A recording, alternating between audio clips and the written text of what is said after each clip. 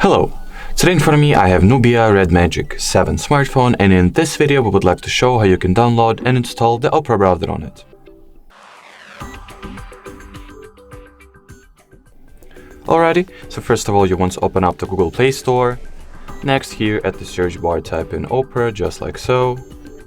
Once the needed app is found, simply click on this green install button and wait for the app to get downloaded and installed respectively.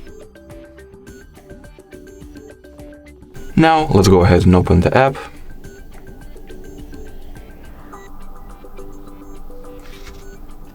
Here you want to start the setup process of the Opera, then choose whether some of the options it has to offer will be enabled from the start, or you can simply skip them and leave the configuration process of those options for later.